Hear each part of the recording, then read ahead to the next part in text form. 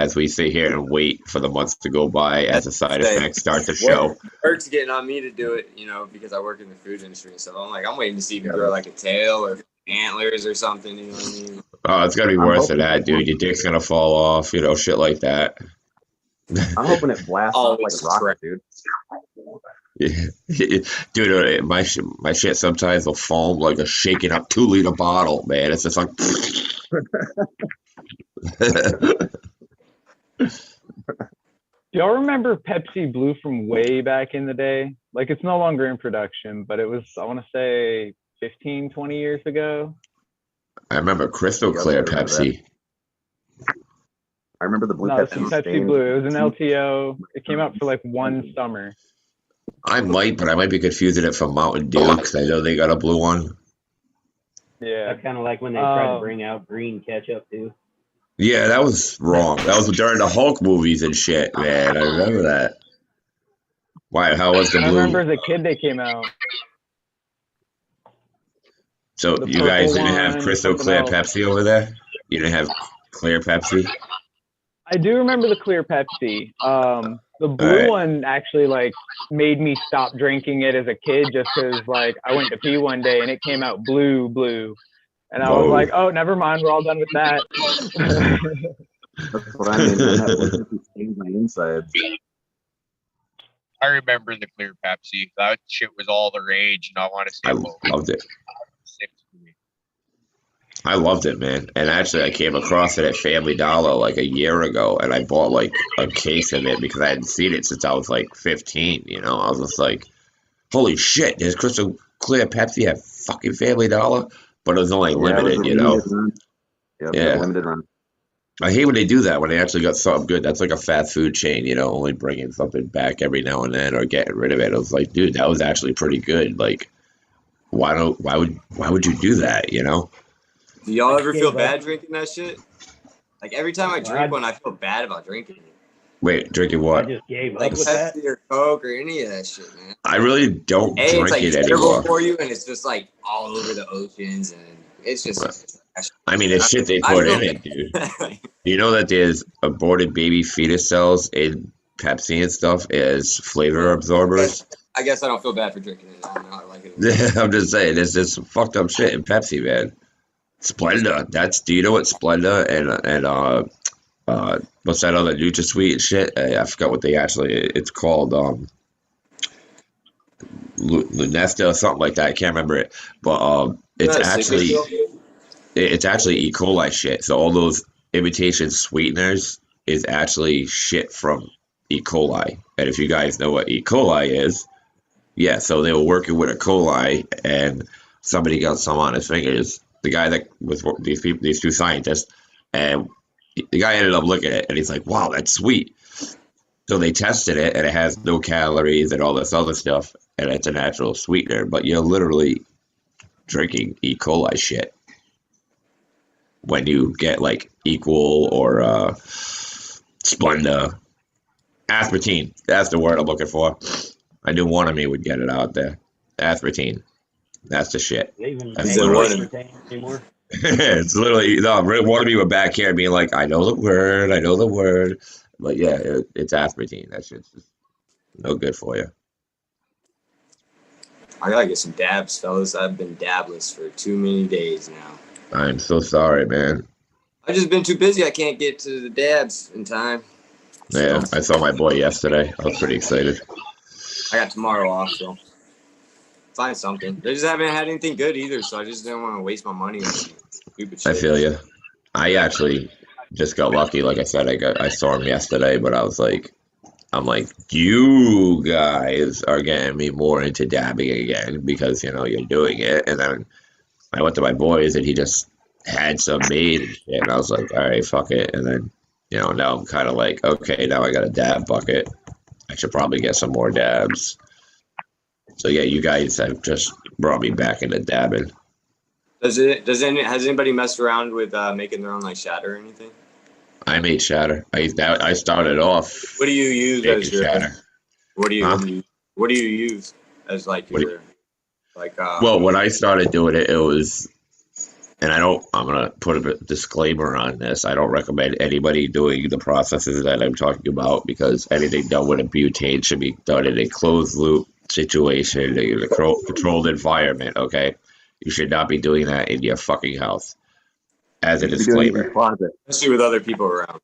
Okay, I just don't want anybody to take this info and be like, oh, I learned it on Cariboo Hart and I blew my house up type shit, okay? So we had these glass tubes. They were Pyrex tubes, right? We packed the tubes with the material, right? And when I mean Pyrex, I mean the tube was probably as thick as one of these, maybe a little thicker, you know, like a bomb. And you pack the fucking tube with material. And at the bottom, or should I say the top, after you pack it, you take a fucking 1 or 2 coffee filters, you put it around the bottom that's open, right? And then you put elastic bands around it. You flip it over, you gotta take your can of butane. It's gotta be fucking cold though, because it has to be liquid. Can't be gas. So the shit's gotta be cold. Everything's gotta be cold. Always cold. The colder, the safer, the better, right? So you blast that through with, like, we started off, like I said, with tubes, okay, with just glass tubes. And we take we'd stick it in the hole, push down on the can of fucking butane until it's empty. Shit starts running, you collect it into a pan, right? Do that a couple cans worth, you know, depending on how big your thing is, your tube is. You collect that. Sorry, my allergies are kicking my ass this morning. And then you go from there, and then you could therefore purge it. And now we had a vacuum oven, so that's the only reason that we actually started going and doing the butane. Like, if you can't purge the butane out of it, then don't use fucking butane. But we had a vacuum oven, purge oven, and a vacuum chamber and shit, so we went that route. So I learned how to make shatter because I've helped the kid that I get my shatter from so many times before I even started doing it, growing it, that I knew the process. So we stayed on top of it, and we started doing it. We were doing really good. But then we ended up buying a column, you know, closed column, and like we were upgrading safety to our little grow, you know, to our little home thing. And you know, by the end of it, we almost had a closed loop system set up with a reclaimer where you won't have to spend money on butane again. It'll reclaim butane. But if you don't have the closed loop system, or you know, you don't necessarily need the reclaimer, but it's good to have. But if you're not in a safe environment, and when I mean that, because you are using a gas, and at any moment, if a spark happens or whatever, you know, you have some idiot comes in and lights a lighter because they don't realize what the fuck you're doing, and boom, you know, like meth house, boom. So it's actually outlawed in my state. You're not allowed to blast in home. It is like a serious offense. So like for the butanes and stuff like that, I know there's like different levels or grades of the butane. Yeah, it's refinery. So like my buddy just got a blast tube or whatever, and he's got a vacuum fucking thing or whatever. But the shit that he's using is supposedly not that great or whatever. So I was trying to find a better alternative for him. And then I was looking on that. I don't have any experience with it, so that's why I'm just asking. And then I see that I think it's Pure 322 or something like that, if anybody's familiar. I used to go and jump online, and I would order a tank, a 10-pound tank. It almost looks like a helium tank, right? Of Nbutane, N, like nitro, N, okay, Nbutane. And then, believe it or not, I don't know how it works out, but it's a food grade butane. Okay, so it's a very clean butane, and you can order it online, and it's cheaper than going out and check it out. Like, all right, what is it? 7 times purified, 10 times purified butane. It says it right on the can. You know what I'm saying? Like, when you, I wish I had my can upstairs. It's fucking downstairs in my son's room. It'll say like how many purified times it's been, or refined, whatever the hell it is. But you got like 5, you got like 7, you got like 10. You know, the higher the refinery, the cleaner the butane. But the N-butane is to be, in my opinion, the cleanest and most cost-effective way if you're actually doing it on a larger scale. But I mean, you're getting a tank. I mean, you're getting a fucking helium tank, like I just want to get like this big. You know what I'm saying? Like, I gotta, at my boy's house, I pick it up and I hook it up on a rack just so that it's gravity fed when we freeze it in the freezer. we went and bought a freezer to contain this thing in because you need it cold. Otherwise, the second you open it, it's just gas coming out, and it's all your terps and flavors are just evaporating into the air, you know? So it has to be cold so it can pour back out. Like, is this something I need to do in the middle of the winter when it's 30 below outside? I found it best because we used to do it in my garage, and I had no power hooked up out there or anything, so there was nothing out there, but it was just a shell. And the first time we did it in the winter, it was amazing because it was so fucking cold in that garage that everything stayed cold. And then we did it in the summer, and we busted our balls, dude, trying to keep it cold. Obviously, the material, like we got buckets of ice and we submerged in the tanks and shit, but compared to the winter, we would always, because we did it outside to be safe, and we brought it into Purge in the vacuum oven. So all our blasting was done in a garage where nothing could happen. You know, there was no power running to it. There was nothing that was going to happen to it. As long as we weren't stupid and trying to do bong rips while we're blasting, we'll be all right. So the winter, we always ended up with a better product just because we did it outside. We didn't have to fight the temperatures and all that shit, you know. I don't know if you guys ever checked out like what's he, Bubble Man, Marcus something, Bubble Man. He has a channel where he does all that, teaches people how to do hash making and stuff like that. And that's a big thing for him is he likes doing all his outside because especially in the winter, you know, when it gets cold and stuff. That way he can keep the temperatures controlled, keep everything down, easier for the extraction. But he's also doing like bubble hash extraction most of the time. So you definitely have to keep it cold so you're breaking all those like trichome heads and stuff off cleanly. So, but I know when you're trying to extract the head, the cold is super important. But I don't know really so much for when you start doing like the butane extraction and shit, if the cold is really that important because that shit's coming out super cold anyway. The butane, you know, it's got to be cold. Believe it or not, right. It's got to be so cold that like holding a can will freeze your fucking hand cold because once the can becomes below a certain temperature, or should I say raises above a certain temperature, the gas is no longer a liquid, it's a gas. The point of freezing it or getting it cold is so that you can make the gas into an actual liquid and that you can collect all the flavor profile and everything important in the liquid that you put in the chamber. If that starts to warm up in the chamber, when you turn the knob, it's just going to get gas that comes out. Therefore, you need to refreeze it. We would refreeze the chamber before we actually opened it, just to verify. You know, you can shake that shit and you'll hear it. It's liquid if it's cold enough. You know what I'm saying? You'll go like this, and it's like slosh, slosh, slosh, slosh. You know, that's when you know you can open it up and collect it. If it ain't really doing that, you need to get that shit colder because when you go right when you turn, it's just gonna be like. And that there goes all your that's your shit, dog. That's everything that you just tried to collect, only it's evaporated in a gas form. So yeah, coldness is key even in butane blasting, and just like hash, like colder material. But even when you collect it and you extract it from the thing, it has to be cold just to get it into the vacuum chamber, like to pour it onto the plate to get it out of the vacuum chamber. Because I learned my lesson the first summer I did it outside. We didn't refreeze the tube. We turned it and we kept getting nothing but gas coming out of it. And, you know, it was only my second time doing it solo with my brother, you know. I didn't have my mentor with me. And I called him up and he was like, you got to put the fucking tube back in the freezer, you dipshit. You know, like, you've been working on it outside since the material was cold for the last 40 minutes and it's warmed up. So it's past that gas stage, that liquid stage to gas. So he's like, you got to put it back in the freezer, you dipshit, and then pull it out and open it up, and all liquid comes out. You know. I don't know if that helps out. The absolute key in all of this is safety. That yes. fucking shit is dangerous. I know. One real quick story. Buddy, and this only happened like less than a year ago. He had a pretty elaborate system. I wasn't there for it, but long story short, blew his toe off.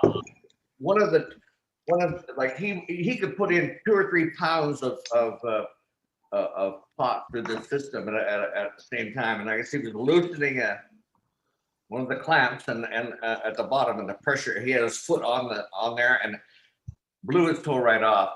But even a scarier story, I was just curious. So I wanted to learn the process, and one of the major guys in the area, a friend of my son's, he invited me over to watch. And so I went over to his place, and then we went into his laboratory, call it what you want. And he was preparing, I guess he was reducing, yeah, that's what he was doing, something that he had already blasted. And so he was standing over there, and he lit up a cigarette. And I thought, well, that's interesting. And so I just took a step back, and then a little while later, my son lit up a cigarette. Well, I'm standing in this room, and the room is no more than 12 by 12. And I'm standing right against the door, and I'm thinking, if that thing blows, like I won't have a chance to even open the door, let alone. So it didn't take me much longer to say, hey, fellas, I've seen enough. Thank you very much. I'm out of here. Fast forward, I swear it was less than 6 months. He had taken, so I'd broken bread with him and his wife and his family in his house, very good friends of my son. And anyway, about less than 6 months later, I guess he had another bowl of something, and he took it in the house and he put it in the fridge. Okay. Well, I guess the fridge, electric fridge, and when the power went on to turn on the compressor, there was a click, a little bit of a flash, blew the house to the ground, and him and his wife and 2 children were in that house, and somehow nobody was injured, but the house was leveled. That's the shit you're dealing with there, man. It's scary. So please, boys and girls, safety first if you're gonna be doing any of that shit. He almost made himself a mini like gas bomb in a way, because the refrigerator isn't cold enough. So the gas was releasing within the refrigerator and building up. Then the second that compressor kicked on, boom, you know what I'm saying? So a lot of times they're trying to, when they're doing the boil out or whatever, the purging and stuff. So with that pure, I don't know if I'm saying it right or not. I think it's pure 322 or something like that. But you don't have to have a flame. Like, it doesn't have to be boiling to purge. You know what I mean? So are you talking about alcohol? Hot water. You know what I mean? You're talking about alcohol. I don't know what it is. It would have to be alcohol extraction. That would. Okay. I recommend anybody trying to pull off, dab, shatter, whatever, go with alcohol. Try to get some grain alcohol, and it's basically the same process. Keep everything cold, and then put it on.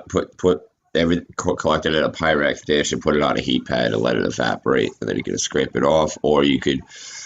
Oh, he's not on. That's right. He's got work. Fuck it. Or you could talk to Squishy Bob, and if you really want some, bomb ass dabs real quick in the safest way, I recommend squishing the shit. If you don't know what you're doing and you ain't got the fucking equipment, don't go playing with it. You just got hey, all I'm gonna, even in your alcohol. If I want to make my own, all I'm gonna do is squish it, because I know I'll blow up somebody's house.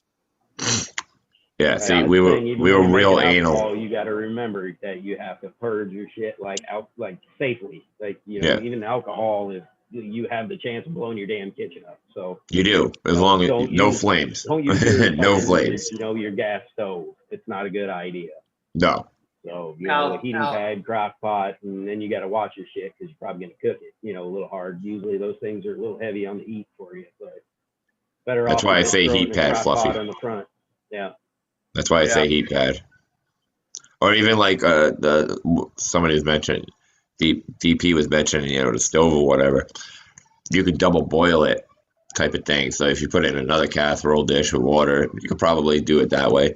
I don't know if I'd go direct on the stove. Just me personally, it might be tough to control electric temperature, on a stove. So, without being able to control that, you can evaporate it too quick, or, I don't know. I've only done alcohol once. I found it personally a pain in the ass scraping the fucking thing, and as you're going along scraping the casserole, you got bits of shatter that are just shooting away as you're sitting there scraping it with a razor. A little bit of more work, I guess, physically, as far as of course, the safer method for extraction as well as CO2. However, that's keef. That's how you collect keef. Sorry? That's keef. That's how you collect keef. It's CO2 extraction.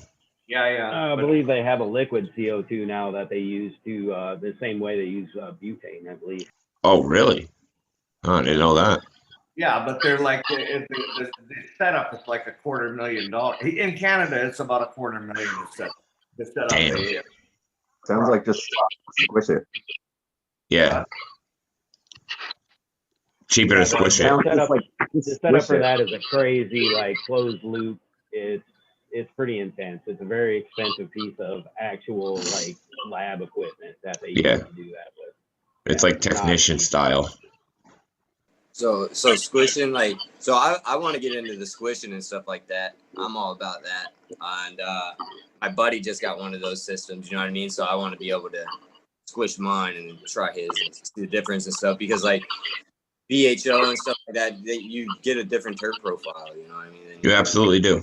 So it's cool to have the availability of either or, you know what I mean? But like everybody's saying, it's safety. So I was just wondering if anybody had heard about that product. I think it's been on Cannabis quite a few times, but it was earlier on.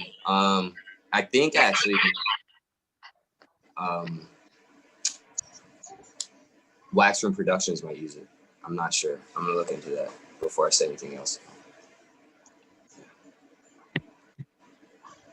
I'm all about the squishing for my 2 cents to get thrown in the jar here. I got that rosin for the Nug Smasher OG, but I haven't used it for a while because I haven't had the harvest to justify squishing it, because once you get going on it, it's a lot of fun. We've all seen Squishy Bob freaking posting away like crazy, right? That shit's addictive. But I like it because it's and I think it was actually Pedro from Pedro's Garden. I saw him on a post at somewhere point in time and saying why would I go through all the process of growing this beautiful organic plant only to strip it down with this nasty chemical processes and take all that goodness of it? Whereas you squish it, you get that full spectrum awesomeness for it. And to me, that's where it's at. And there's I love pretty much all forms of concentrates, but if I can only pick one, because that's all I can really afford is one method, I'm gonna go with the rosin, because it's the cheapest really, and you get your press, and you don't need all this add-on equipment you don't need your purge vacuum chambers and shit like that. It's plug and play, squish it, throw it in a bag, you're good. Can someone tell me the difference between rosin and resin? I know one is made with fresh frozen, and the other one's made with cured flowers, right? Someone tell me I'm wrong. The difference between your rosin and your resin is your extraction process. Your resin is most of your stuff that has been used the solvent on. So most of your solvent extractions are resin, whereas your rosin would be your pressured and heated extractions. Okay, I can dig it. Yeah. So that's a big thing. Some people think just because they're squishing dried flour and stuff like that, it's live and stuff like that. But it's just from what I understand, it has to be freeze dried right at when it's cut. You know what I mean, within a certain amount of hours. Then I guess the best way, I thought when I had harvested, it's kind of funny when I harvested the outdoor plant this summer. And I just threw a bunch of buds in the freezer thinking I could just squish those. And I guess it doesn't work that way with live. But, you know, that's just what I was thinking. I didn't have anything, you know, so that was funny. I just ended up with a bunch of fucking soggy ass flowers after a couple of months. Not, so, but yeah. DP, you weren't thinking, okay? You weren't thinking. Yeah, that is a lot of good information that I think we all miss is, you know, when people are telling you you're fresh frozen, they don't mean just like squishing frozen buds, you know. They're freezing their buds to extract the trichome to then squish. So, you know, you got to get your bubble hash before you squish that shit. Yeah. Does anybody know how to make diamonds in sauce? So I looked into it. There's like, you have to, once you get your extraction, you put it in the oven at a certain temperature, and it's going to create like a vacuum, I guess, in there. And the pressure is going to separate your sauce, which is your terps and stuff like that, and your diamonds, which is more of your THC, and it'll layer down. And then, I mean, there's so many different, I'm just now learning about it all. I mean, there's cold tier and stuff like that. And if you're doing like top notch, top tier shit, like you have a controlled cold room in at all times, like it's very extensive, because I'm like, why, you know, like what's really going on in all this shit, and the more I look into it, is the more So you're saying it's very expensive to buy? Because I was led to, well, I know somebody who makes it, and if you want to be able to do it right, as they're saying, or whatever, with the cold room and shit like that, that's expensive. But I mean, it's not expensive really to buy if you're doing it yourself or know the right people, you know. Yeah, he said it was relatively cheap and simple to make, and he gets ridiculous stuff. You're talking about diamonds? Or crystals? What is it? Diamonds? He calls it diamonds and terp. And the way he outlined it to me was very simple to how you just said it, DP. He blasts it with butane, and then it puts it in some type of an oven, and bing bang boom, it's ready. It's not nearly as involved as, say, making live rosin. He's got all that equipment too. Major deep freezers. I mean, he's got a full blown lab. Sounds like a good friend to have. He couldn't get me out of it. If I had access to a lab, forget about it. I'd just be like How to make them faster? all over it. I'd have to know how it works. I'd be like, where's the manuals, you know? Oh, it's mind blowing. It's probably 30 by 40, feet big, and he's got every piece of equipment imaginable. It's very impressive. We thought about going like the hardcore closed loop route, but then I was just like looking at the price. I mean, the vacuum oven alone cost me like $1,500. Closed loop, I think, was like another $2. The column was another $2, and then we started to look at the closed loop systems and whatnot. And I was just like, nah, I'm done chasing this. My boy's way more ahead of me, and you know I've known him for 30 years. If I want anything done, all I got to do is go to him. And I'm like, yeah, I'm gonna bail out of this shatter making, concentrating process, and I'm just gonna go back to what I do, grow flower and shit like that. If I need concentrates, I got him. You know, it's kind of nice. So I just don't have to really spend the money or the hassle of actually going through it. I help him out sometimes, you know. That's a bitch. That was a bitch, man, in the beginning. Fucking filling up his bathtub with ice, man, and then submerging the fucking butane cans in the ice, and then you get that thing and you gotta hold it up over your head so it drains out, and your fucking hands are freezing because you're holding a can of freezing butane, you know. It was brutal, man. I used to freeze the whole time I was doing it. Be soaking wet because I'm practically like hanging out in a tub, you know, of ice water. Yeah. 7-Eleven made a lot of money off of us when we were setting up the blast, you know, because we kept going to 7-Eleven to get our fucking ice, dude. With like in there coming like 15 bags of ice coming out of there. Go back there an hour later, get another 15 fucking bags of ice to fill the tub.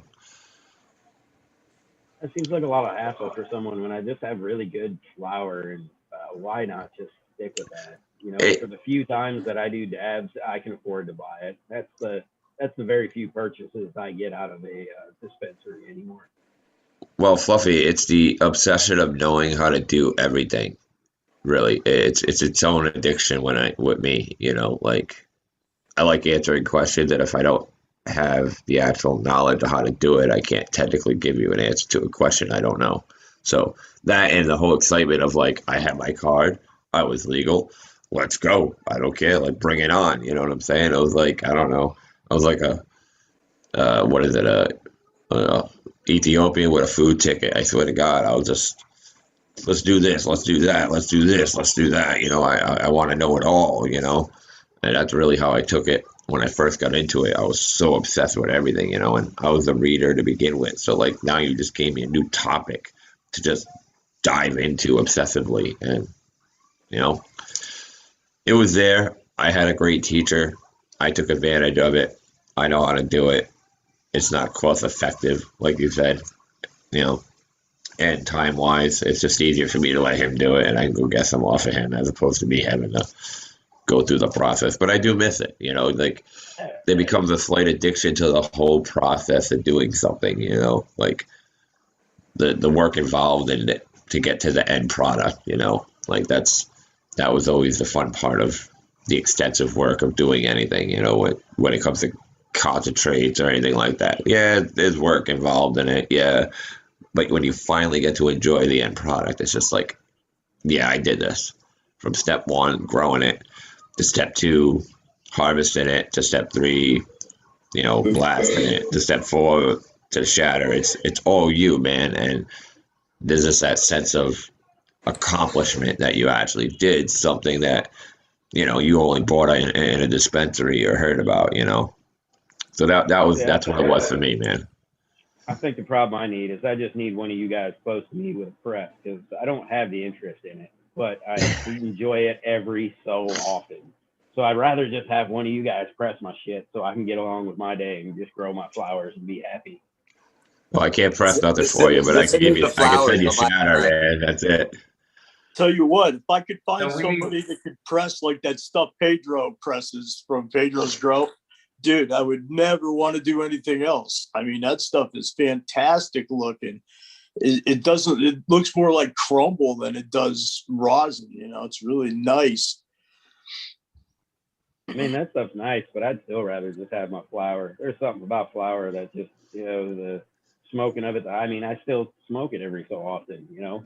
I don't just vaporize everything, but yeah, it's just the flower. There's something special about the flower that even when you press it the most proper way, it just seems like it's missing a little something. I'm with you, Fluffy. I mean, I love flower. You know what I'm saying? I love flower, but it's the other stuff is a nice add-on, I guess you could say. You know, here or there, like you said, every now and then. But I can't take a whole harvest and squish it. I can't do that. I could never do that. Can't take a whole harvest and do anything with it. Maybe like half, but I gotta have flower, man. Like I got to. I'll trade any dabs I have to get flower back. You know what I'm saying? Like if it was a choice between the two, I'm with you. That's why I put dabs on top of the flower. I've done that. Little hunks of shatter in on top, you know? Yeah, that's what I do every time. Work pen, man. I gotta go. That's why we started to figure out why nothing ever works on you. When you start waking and baking with shatter on top of your bowl, maybe we need to slow it down a little bit. I actually held off taking, you know, doing a dab this morning because I was like, yeah, you know, I got some stuff I got to do after the show. I don't need to put myself completely just right here watching Teen Titans over and over because I'm too stoned to change. I was so baked yesterday, dude, that I couldn't even change fucking Harry Potter, and I've seen it 1,000 times. And it was just on my TV. I got the remote in my hand. Oh, thank you. And I'm sitting here like, okay, what else is on? What do I do? And I'm like, just stuck, you know, like, I don't want to watch this. I've seen it a million times, but my brain wouldn't communicate my fucking hand, change the damn channel. Yeah, I was just sitting here looking through the chat, man, and, you know, Michigan Michigan crew is sitting there talking about how they've got some awesome extractors up there that I'd love to fucking try. I mean, for years during I believe it was GrowTube, I watched Fagroli up there, and I've always wanted to try his stuff. They were talking about, who was that? Dogman. I mean, I would just love to get up there one of these days. I mean, I get around the country to work all the time, so one of these days I'll get up there to try it. But yeah, they're talking about it in chat, man. That just makes me really want to, wish I had more access to some of these, people, to where this stuff could get around the country. That would be super neat. It would be awesome if you could get your weed to them. I've been supplementing my dabs in for pain relief. So, and I'm one of them where, I like to know everything, but I'm straying away from it because, all them explosions y'all are talking about. Shit, I know my new house would be on the front page news. So I ain't messing with that. And like Plumpkin said, I love my flower, and I don't know if I could watch it being squished or I don't know. I don't think I could do it. But with as much dabs as I smoke, like I said, I only take like 2 or 3 hits a day. And that's when the pain gets real bad. And then it kind of like numbs my hand and makes it tolerable. So I'll just keep buying or let y'all squish and send me care packages. Yeah, I think I'm the exact same way. Skilbo said it like that, he's got such good freaking squishers up there and extractors that he's just going to focus on growing the best flower he can. That way when they squish it, he's got the best product he can. I got no squishers up here. I got nobody squishing anything up here. Nobody's got a press that I know of. Nothing. Yeah, me I've done the hair straightener press. Good flower. Yeah, I mean, I've done the hair straightener press. Don't get me wrong. I tried it, but it wasn't bad. But it's just, if you ain't got a proper press, and you're trying to do a lot, it's not gonna work out. For a bud, and you squish it between some parchment just to get some dabs. Yeah, it could work out. Got the thermometer, keep the temp going or whatever. But realistically, if you want some flour, I mean, some bomb fucking rosin out of it, or whatever they're doing, squishing, you need a press. It's got to be even. It's got to be constant pressure. From what I've read, I've never used one. I've seen it, but never used one. Reminds me more of one of those things that like you get an auto mechanics plates that like bends the metal, like bang bang bang bang bang bang bang bang bang bang bang. That's what it looks like to me. But then like it just goes slower and comes down and presses like a piston, right?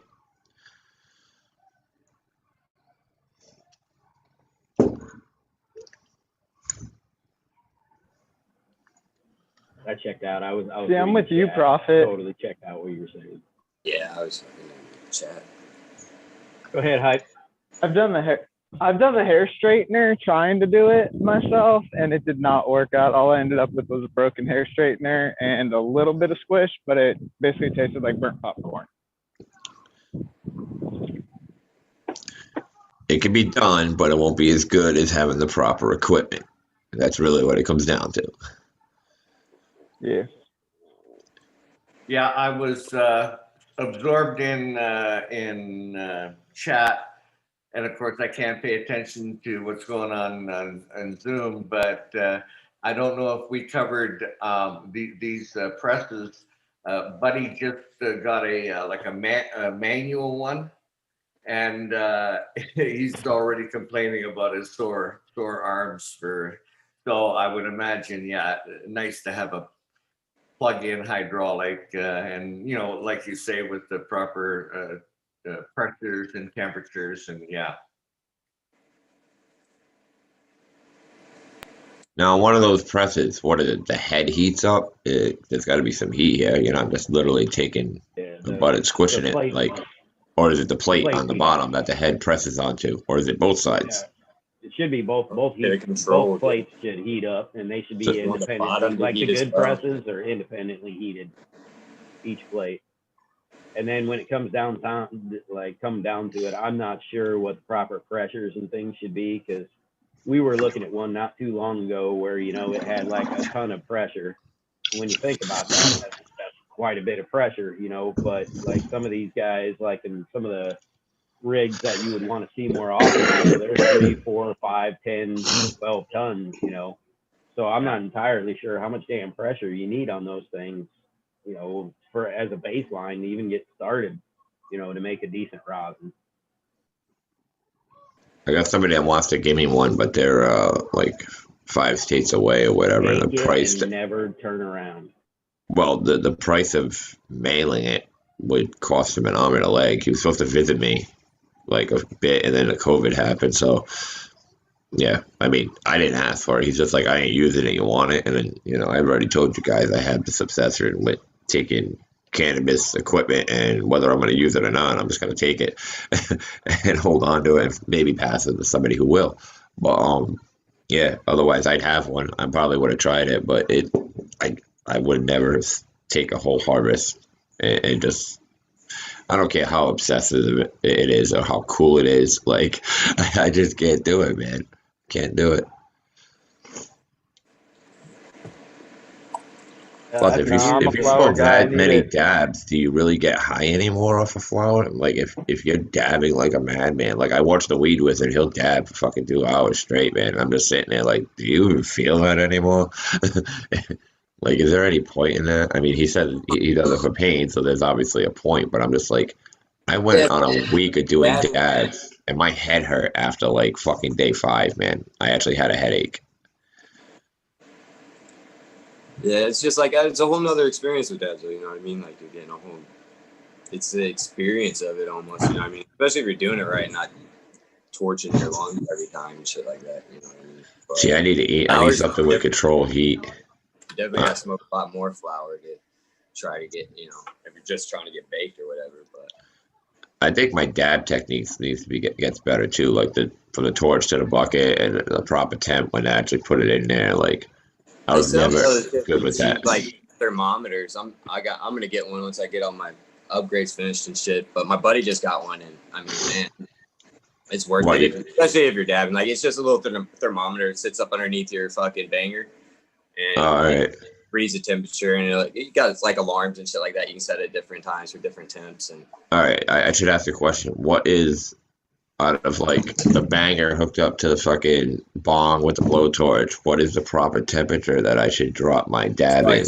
So I guess like would depend. I'm even asking chat. All right, so like, what is the proper temperature? I guess it depends like on what you're dabbing and how much you're dabbing. You know what I mean? All right. There's a huge dab in there. You want it to be warm enough to get, you know, but not crazy to where you're. So I guess we're looking for that range. What range? Yeah. Range where you dab it, it burns out, right? You get a nice fucking hit rather than it just vaporizes and it's going, or it's just not going. Low 4s on up, depending. 4s on up. Low 4s on. For vaping, I like to vape anywhere from 185 to 200, but I believe that when you're dabbing, it's a lot hotter. My vape machine that I use for flowers set at fucking 440. I mean, but so I mean, does that mean I need to dab at a higher temperature or a lower temperature? Well, you should be vaping at a lower temperature. That's you want to vape below. What is sequence says? Well, now, Rick, hold on. Whoa, too many of you guys. Slow down. Go ahead, Rick. What? Okay, I'm sorry. It burns at 212. So you don't want to burn it. So you want it below 212. That's the way I look at it. I don't know. Hey, you got to remember, Rick, he's also using freedom units, not Celsius. So when he says 400, he's not running 400 Celsius. He's running no, Fahrenheit. Yeah. No, I'm sorry. Now, Fluffy, you're around the same temperature I am, aren't you, in that Q thing? Correct, no, right? I run all mine in the 400s on everything. Okay, thank you. See? Okay. So I wasn't delusional.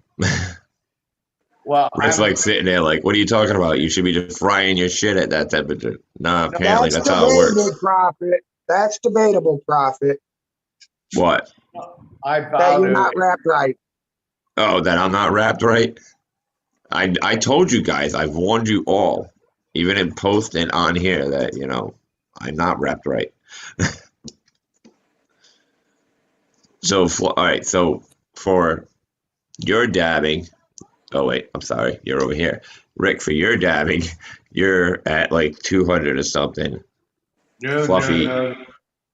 no. I'll get my thing red hot.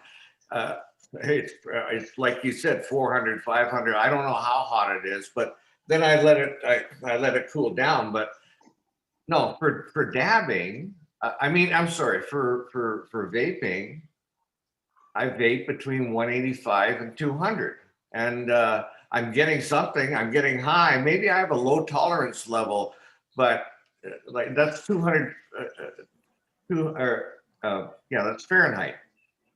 Okay, is it water boils at 212 Fahrenheit? Yes. And in Canada, it's 100 centigrade, but yeah, 212. So now I guess, yeah, that's when water boils, but that isn't necessarily when something ignites. What I'm getting at is if I'm going to vape, I want to vape below when whatever temperature that shit ignites. And I swear, I know with my vape pen, I'm absolutely getting something out of it. And that was what I was saying before is I can set it for 185 and it'll taste a certain way. I set it for 190 and it tastes differently. And again at 195, the terps burn at different temperatures. And this pen that I've got detects all of that. It's fantastic. And the thing is, it's got an app, and on the app it tells me what temperature to set it for. So it's not like I'm setting it wrong. Fluff, you've had the that one I got. You sure it's not Celsius? Because you actually can't, like, to decarb bud, you got to get to 300. No, there's definitely a talking lot of Celsius. people who low temp like vape their stuff. They will actually do what they call like temp stepping, where they'll start at like 220, and then they'll actually like work their way up like by 30, 40 degrees at a time, and just keep like working up that way. And so certain terpenes and certain stuff volatilize at a certain temperature. So, you can actually kind of get a different high by, or get differently medicated, I don't know how you want to say it, by vaping at a lower temperature and then stepping it up. Me, I like to just hit mine hard right away, get everything heated up and gone and use it all at one time. Because, if you're vaping it at 100, in 10, it's going to vape at 400 too. I don't think you're in the realm where you're going to completely incinerate everything, but I do want it all at the same time. It's kind of that same idea as trying to smoke it, and even that, a lot of guys have said, when you smoke it, you're kind of doing the same thing as you're getting a realm of temperatures at one time, because you have obviously your hot cherry, and as you're pulling on it, it's taking and vaporizing stuff that's, like right behind it. So you're kind of doing the same thing with that. You're doing it all at the same time, though. It was a neat theory I heard a guy talking about, and it makes sense.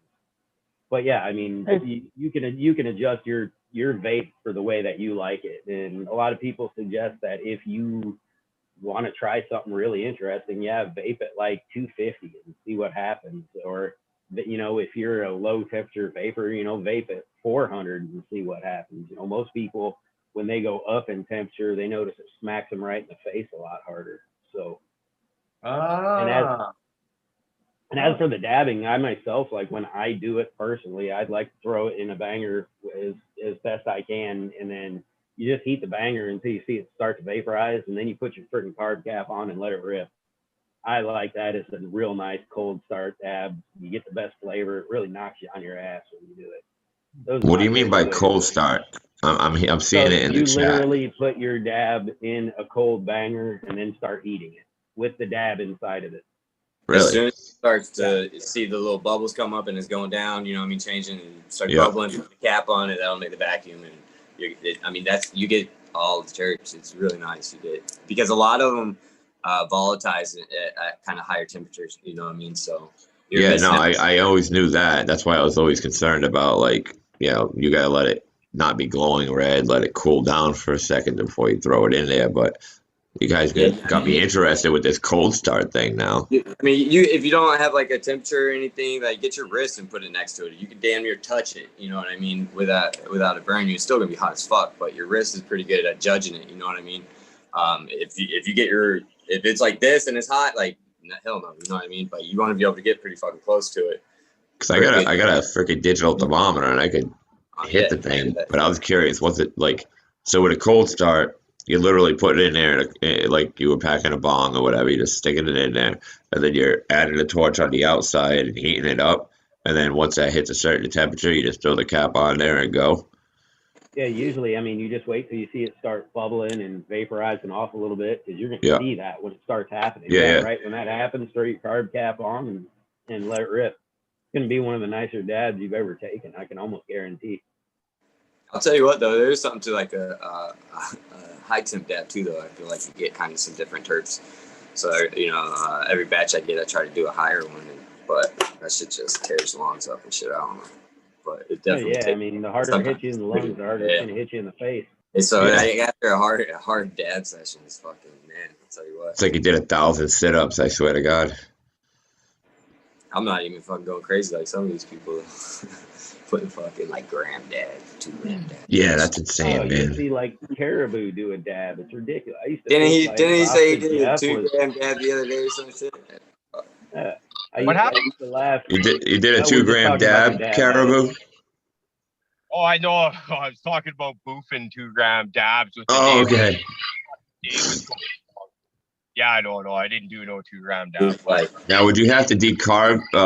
How would you activate that before you inserted it, boofed it? I mean. Well, no, the heat from your, you know what I mean, carbs it itself. So. Gotcha. Body decarbing. Well, I think that the heat of the rosin press, that's good for decarbing it, so it's all good to go. By the time you poop shoot that, you're just ripe for it. It's yeah. Mucous membranes in the anus are just ready to grab it up. It's some heavy shit, man. Yeah. Curious, is it hard to shit afterwards? It's got to be a little tacky. A little bit.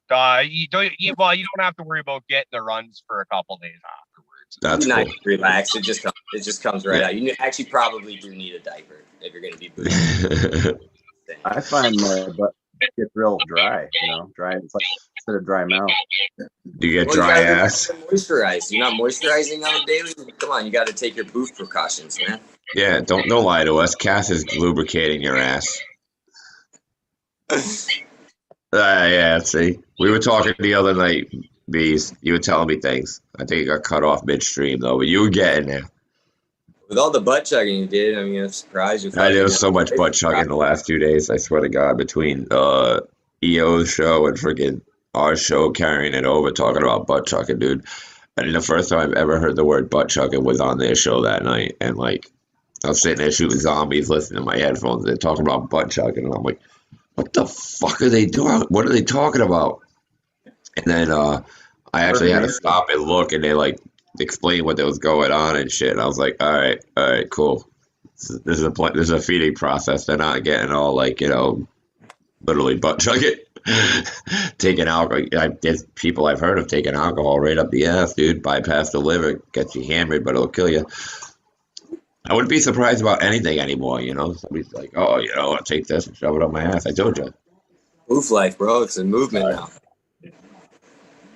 Look, your girl got all excited talking about all this butt chugging and stuff, dude. Hold on. That's my mother-in-law, guys. Hey. Doesn't matter. She's looking at me shaking her head like, what the fuck is wrong with you people?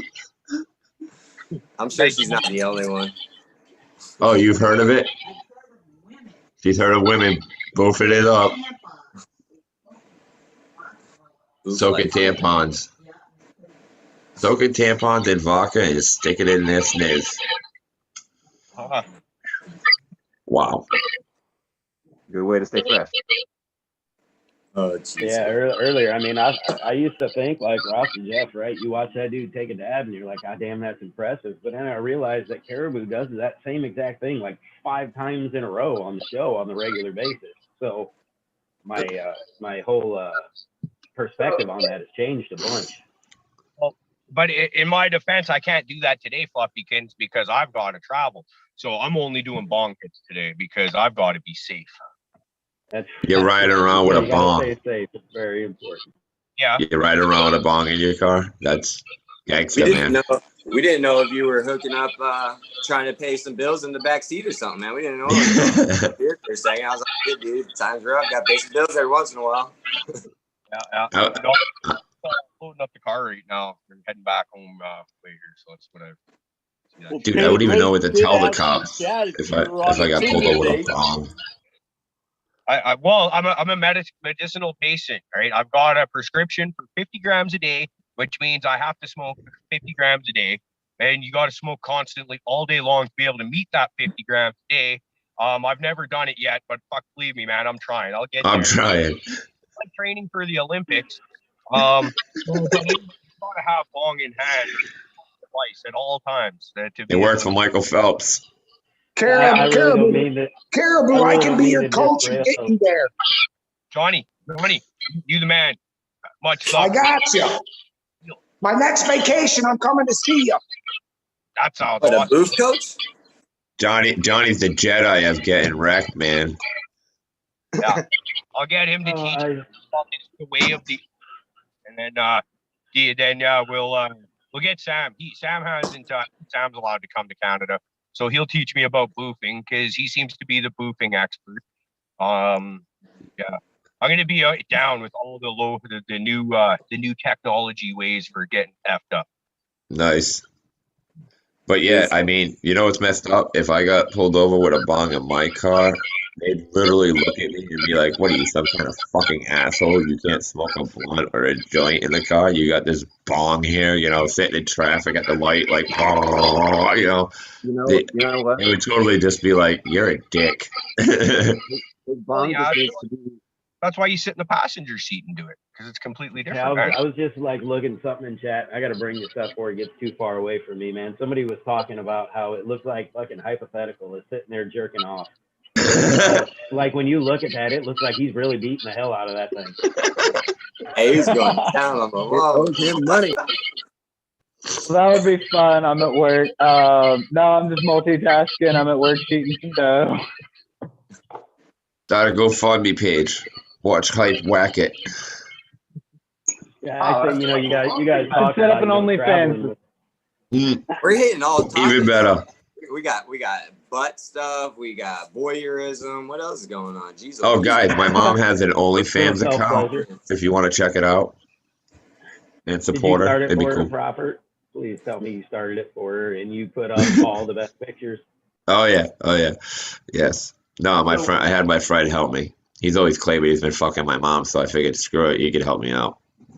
Well, I guess according to porn these days, it's cool to fuck your own mom. Can anybody go on a porn site today without finding incest porn, like within the top? No, you can't. It's like in the top 20th. But when I got out the joint, like I was like, "Yay, porn again!" And I was like, "What the fuck is going on?" I would take death before sex with my mother. Brutal death. I really don't know if it's just me, but just that in general keeps me away from wanting to watch it. Like I've seen one, I was like, "Ooh, look at her," and then I was like, now I got to think like she's my mom. I can't really go down that route. That's not cool. It's ruined porn for me, and that's all that comes up anymore. Well, it's it's this generation or whatever, and like that seems to be the thing. They want to tear down all the walls, and it's basically what's being fed into the feeds, That's fucking disgusting.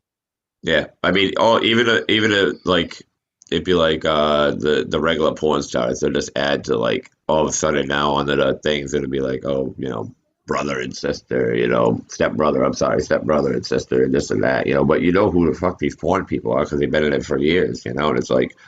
You're not fooling anybody. That ain't your brother, But that's the title. My stepsister 15 years ago. She sure ain't now. That's damn sure.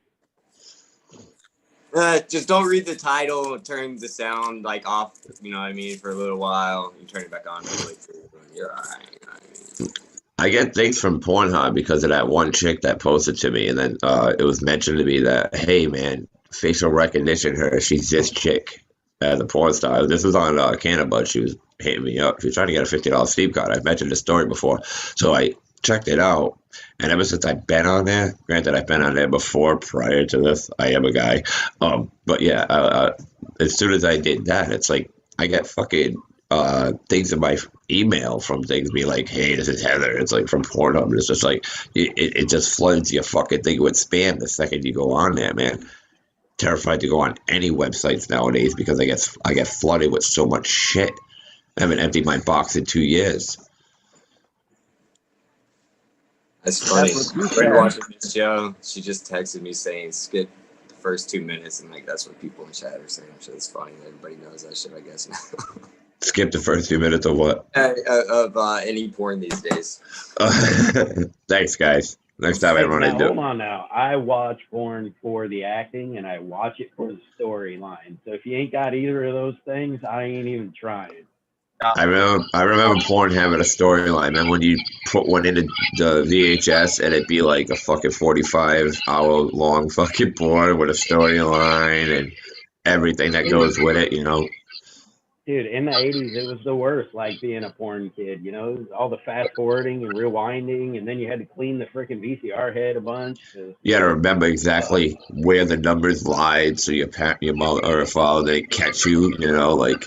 Mine got stuck in my parents' VCR once. I'm like freaking out. They're on the way home. I'm like, ah! I want to be nice. a horny teenager again. That's funny as fuck, dude. Oh my god.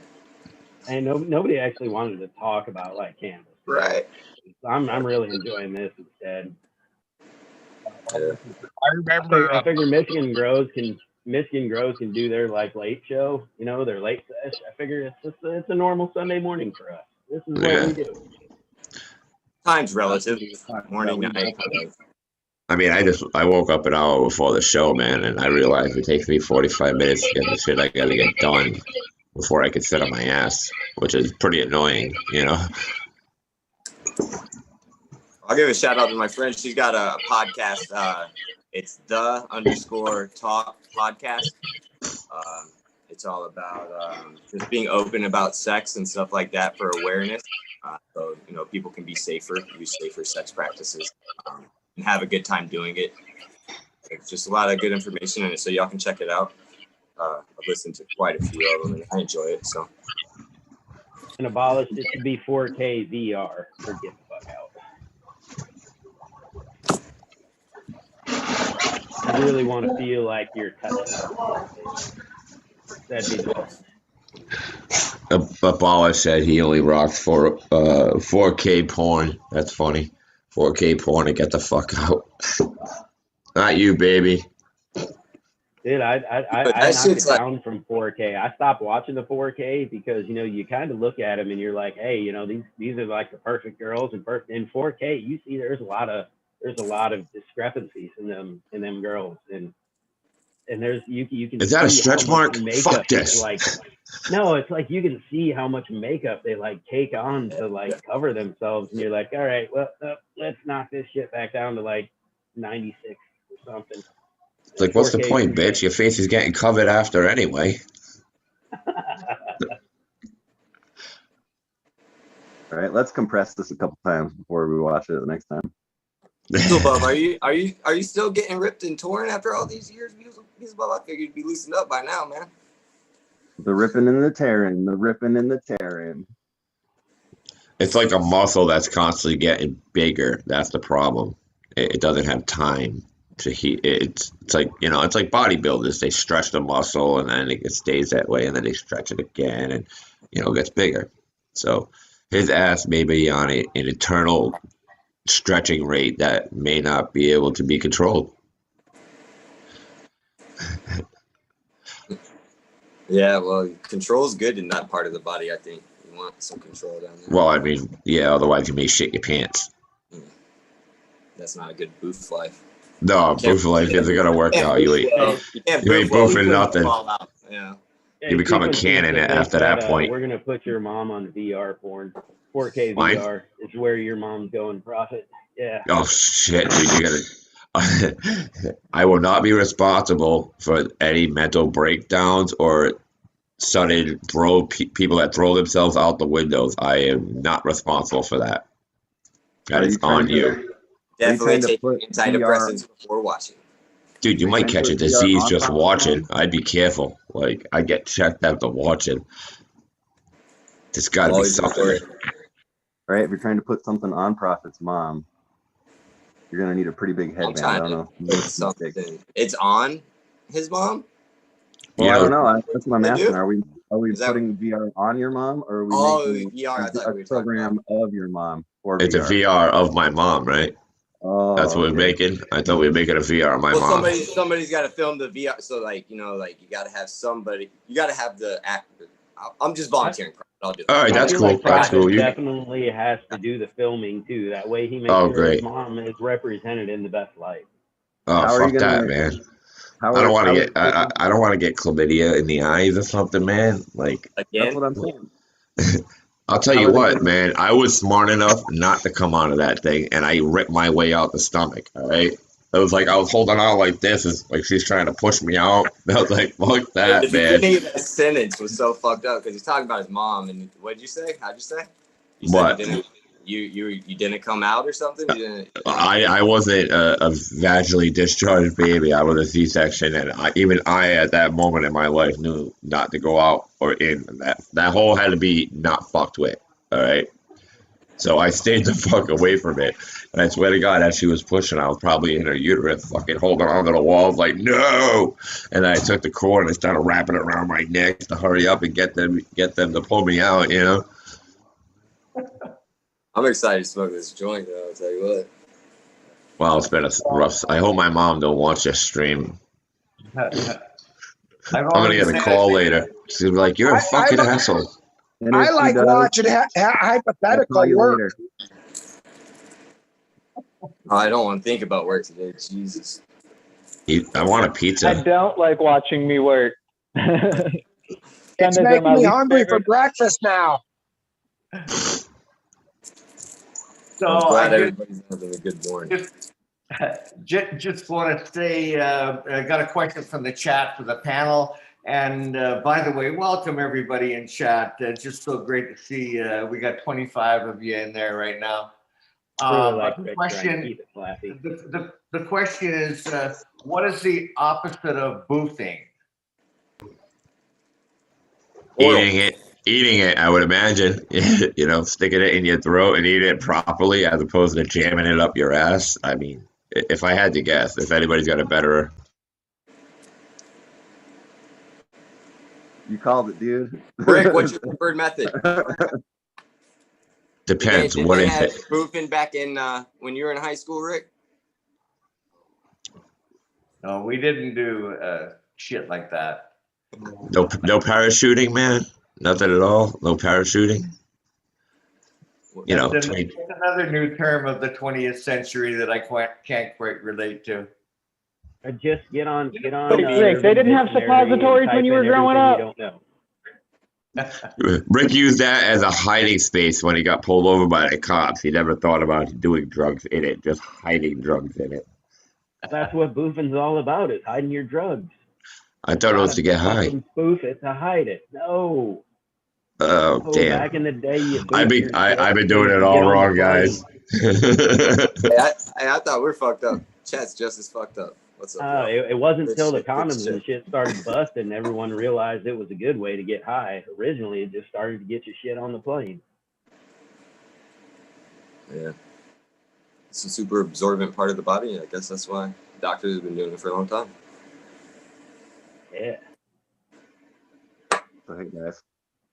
Check it out. What's everybody smoking on? Have we gone through that? Somebody in the chat wanted to know. Let's tell them all. So I got some Hawaiian I'll start. I'm smoking on. It got me goofy.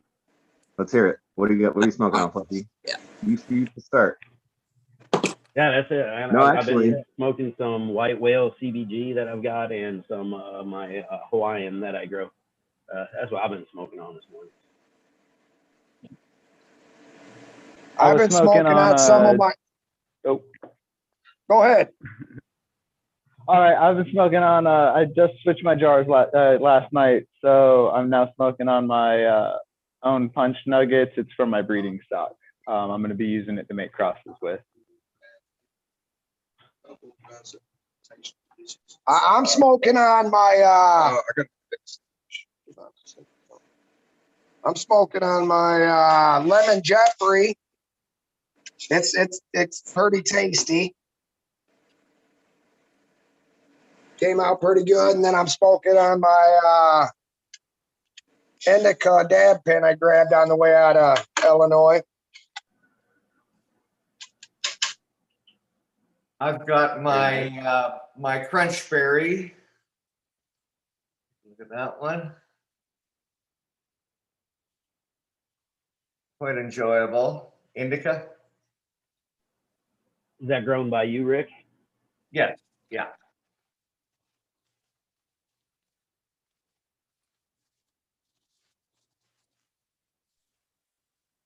I guess I'll go. What you got? What's Prophet on the phone? Go ahead, Sam. What you got? Just a blend, THC and CBD, and then I have one little piece of some hash that my buddy made for me, and it's great. And that's you. Just kidding. You enjoyed that sample that you took from your first grow there? Well, yes, I did. Absolutely. It was that's what I was going to say, actually. So I've been checking the trichomes, pretty because it's my first time. So of course I'm checking them every 30 minutes. Like, oh, are they any different now? Are they any different now? Are they? Anyways, but but I've also been checking, the weed I've been getting or buying. You know what I mean? And it's mine is already at a point where I'm happy because it's better looking than what I have. That makes sense. Like when I look at the stuff I buy, all the trichomes are clear entirely, top, everything, where mine are all cloudy. Everything's starting to fade. You know what, Bees? I would suggest that that what you do is take off some branches at different times and just keep a note of them and smoke them different, and you will find that you will enjoy it. It's all personal taste, and just because there is no rule, like some people enjoy taking their pot when the terps are cloud or when the trites are cloudy, absolutely. But yeah. For you, it's your first one. Take some at this point. When they get a little darker, take some more, and then you'll be able to go back and judge for yourself. I'm sure that Right. the absolute quality is already there. It's again just personal preference. Yeah. Right. Yeah. Exactly. That's probably what I will do. I'll probably start taking some off the top that seem more ripe, if you will. And identify them, and and then compare. Cool. Right. So yeah, so that's today's. I'm going into week 9 of flower, so pretty excited. And I just put some hypotheticals genetics in the ground, the CBD method, on his auto flowers. So pretty excited about that too. Wow, Painted is tearing up my mom in the chats, man. What's going on? Check out the chats. Painted Lady's got a lot of questions about what my mom's doing. I think Cariboo is set. She said Cariboo's setting up a car theme with my mom right now. That's why we don't see him. She might be right. She did say she was going on a trip. She could be in Canada. Yeah, I was kind of laughing. Somebody was worried about Painted Ladies, like I saw that over there in chat, and I was like, she's the one who starts most of these conversations half the time I see it. So, and I've got a couple of their shows, and they're pretty raw. I swear to God, if there's any sexual innuendo at the Michigan Bros show, she starts it. Uh-huh, every time. And she just sits over there and then passes it off real quick like she never dropped that bomb. She acts like we're not listening. We're on to you, painted lady. Yeah. You got a dirty mind like the rest of us.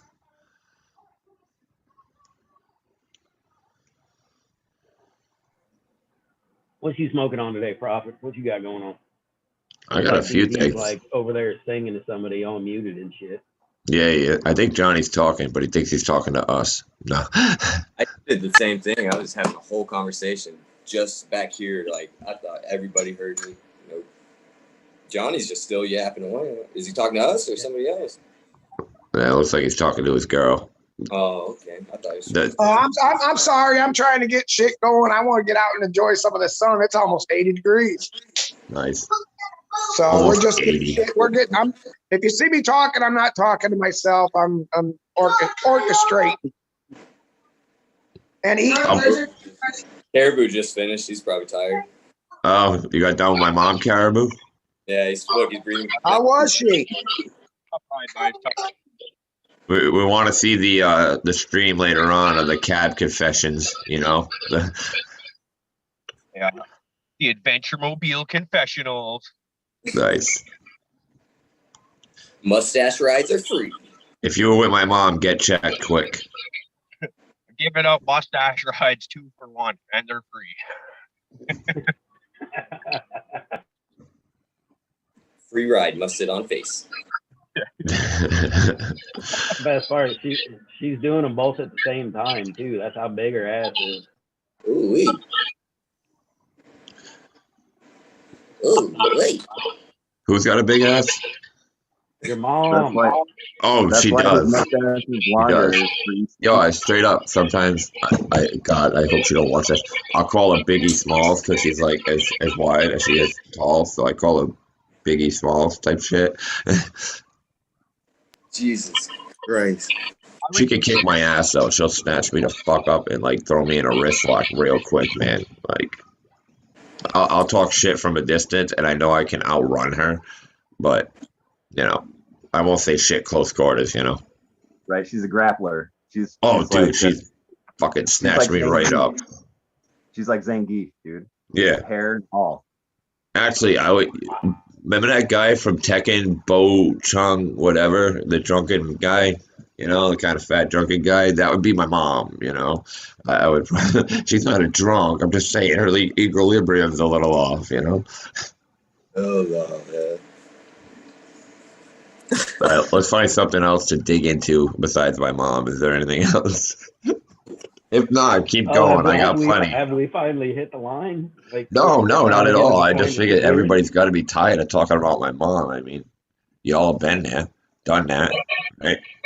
Yeah, but in our defense, there is a lot to talk about. Dude, and I only gave you a fraction. Imagine, I'm easing you guys into it so that, you know, I don't just blow your mind about it one time, you know. This can't be a one-time show. It's okay. I brought it's all good. I'll dive right in. Nice. Deep dive. It's gonna be a deep dive on fucking problem. All right, check this out.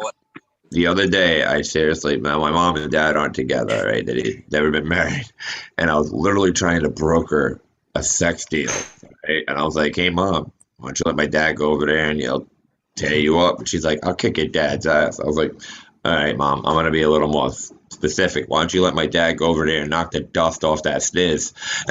And she's going like, "Well, I got toys for that." And I was just like, "Well, thanks, mom." I go, "Hey, dad, she's got toys that are bigger than you, sucker." And so I'm going back and forth, right? And I'm playing intermediary right here, right? And I'm like, mom's like, "Oh, I want to get into a relationship." And I'm like, "What the fuck did that do for you last time?" You're like, you middleman? You ended up with me, not with the guy, huh? Did you just middleman your parents' sex life? Yeah, kinda. So you pimped out your parents. Yeah, I did. It hasn't happened yet, though, you know. But that was the thing. I was like, my mom needs to get laid. It's been like several years. Got my dad sitting right here. I guess I could use him for something. But he's the one that said that to me. He's like, "Hey, ask your mom if I go over there and knock the dust off her stid." So I was like, because I don't give a fuck. I'll say whatever, especially to my mother. And yeah, she was pretty raw coming back at me. There was a few times I was just like, all right, Mom, we're gonna stop this conversation. I think we've gone a little too deep. Johnny getting naked?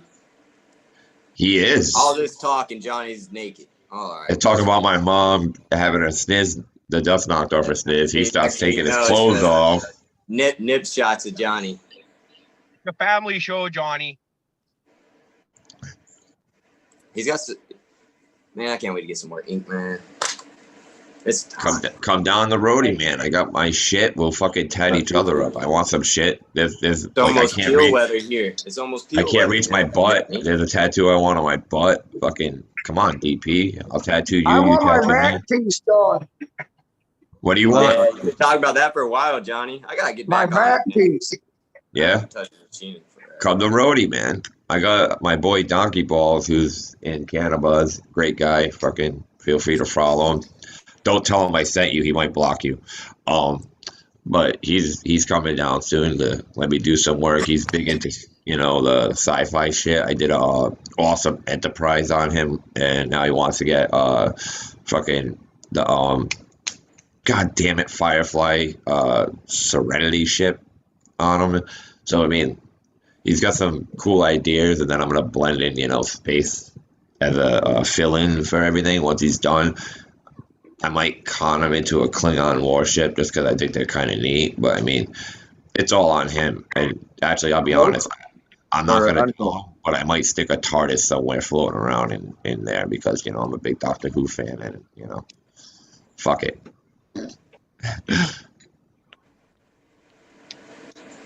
I have a cloaked bird of prey right here, dude. Can you see it? Yes, actually, I can. What was that? Hey. He said he had a cloaked bird of prey.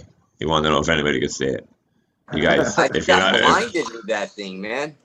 That thing sticks right out. Reflector device Hey, right Prophet. there. What's up, Johnny? I'm throwing I'm not throwing Doctor Who out into my flower room this week, but my brother Bergie and 311 are going to throw a Doctor Who out there for me. I saw that. I almost made a comment like, you bastards. That's like one of the strains I wanted to grow. I didn't even check the profile. I don't even know what it is. It's just the name that kind of got me, or that or the TARDIS. Like, I would totally take a TARDIS strain. Hey, but I'll get you a cut. Yeah? That'd be cool. Yeah, I'll send you a cut. My friend that I was talking about, he bought fucking, what was it? The one it's named Kirk or something like that. Like, people think it's from Star Trek and it's been added to it, but the guy that actually created it, his last name was Kirk. So it's like, it's not about Captain Kirk at all. Because he told me, I got this. And I was like, I remember reading up on that. That's not about Captain Kirk because he got the Romulan and along with that, And I was like, that was named after the guy that actually made the seed. But hey, rock on. Sounds Star Trek enough to me, I didn't mean to be a dick and actually give you the info on it.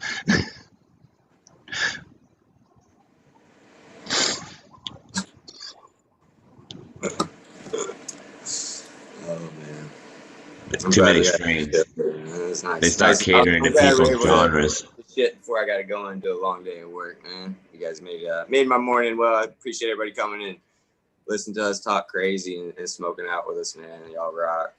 If you could, hit that like button, subscribe if you liked it, show some love, drop some content if y'all want some questions answered or anything. Drop it in the chat. I'm pretty bad at keeping up with chat, but if I see it, I'll try to answer it. Yeah, go ahead and ask those questions in the chat so we can, accidentally ignore them because we're all too ridiculous. We'll leave that here. I'll set a timer and forget what my timer was set for. I got to label my fucking timers now. I try to do chat and this and like I'll bounce back and forth, like to the best of my ability. Hey, speaking about forgetting stuff, if I have a problem marking what they are, but the plus side to it is I can always have 311 go into my room and he knows exactly what it is. So I'm all right. I'm lucky there so far. Yeah, you're in good hands there, Johnny. I mean, just what, 5 months? Yeah. That's totally transformed. Hey, like Fluffkins was saying last show, John. We used to see Johnny kill 30 plants a week. You know, now I can't kill them if I try. Yeah, I remember when that super soil recipe he got together is pretty legit, huh? Yeah, I love it. I'm very, very happy. Well, I was going that way anyways, and I'm glad I'm thankful I stumbled across him and came across his recipe and everything now. So it's just falling into place. You know, I'm looking forward this week. You know, even though I'm on vacation, I'm planning out my outside door grow. As soon as I get home, I got 4 plants going outdoors. And then, what are you putting out there? Well, right now I'm just throwing my autoflowers outside right now. What? Well, hold on. My kids need the card to get in, man. They're beating me up. All right. I'm throwing I got a whitewood autoflower I'm throwing out there, and then I got 3 Apius autoflowers I'm throwing out right now. But at one of my spots I'm throwing outside, I got 2 of them 1970 mystery seeds from Profit, and then they're going outside, and then I got 3 Acapulco Gold from 1970 from over in Vietnam that 311's gifted me, so I'm gonna throw them outside too. I think all of them will work pretty good outside, so we'll see.